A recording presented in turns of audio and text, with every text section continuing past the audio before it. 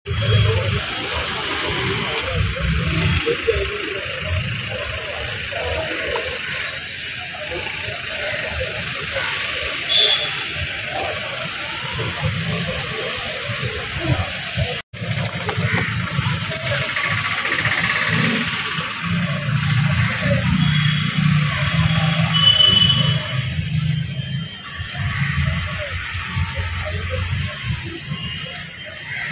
11 July বিশ্ব জনসংখ্যা দিৱস।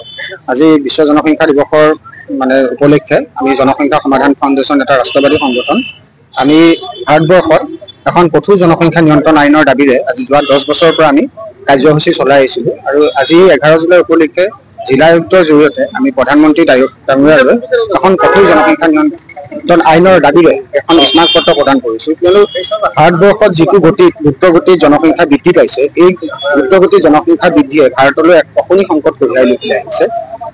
এই অশনি সংকটে অকল খাদ্যৰ সংকটো ভৱিষ্যতলৈ হ'ব পাৰে, বনাঞ্চল বা আমাৰ নিবনুৱা সমস্যা, বিভিন্ন চাকৰি বাকৰিৰ ক্ষেত্ৰতো বিভিন্ন সমস্যাৰ সৃষ্টি কৰিব।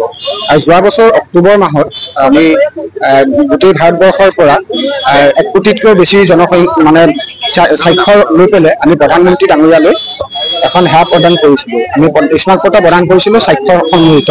আৰু তাৰপিছত আমাৰ ধৰ্ণা কাৰ্যসূচী হৈছিলে গাজিয়াবাদৰ বৰ্ডাৰত।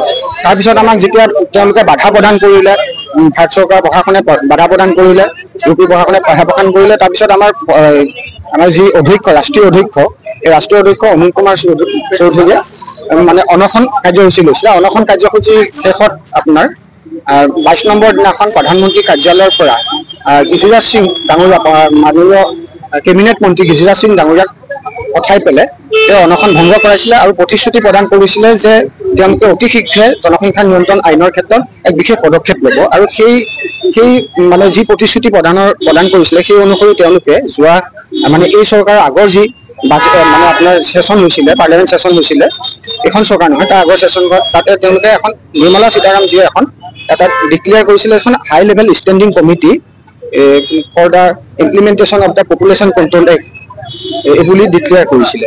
আৰু তেওঁলোকে সঁহাৰি জনাইছে, কিন্তু তেওঁলোকে সঁহাৰি জনাইছে যদিও তেওঁলোকে আইনখন অনাৰ ক্ষেত্ৰত প্ৰথম ষ্টেপটো লৈছে। কিন্তু আমি আকৌ তেওঁলোকক পুনৰবাৰ মনত পেলাই দিছোঁ যে আজি এই স্মাৰক পত্ৰ প্ৰদানৰ জৰিয়তে যে ভাৰতবৰ্ষত এখন কঠোৰ জনসংখ্যা নিয়ন্ত্ৰণ আইন অতি শীঘ্ৰে লাগু কৰিব লাগে।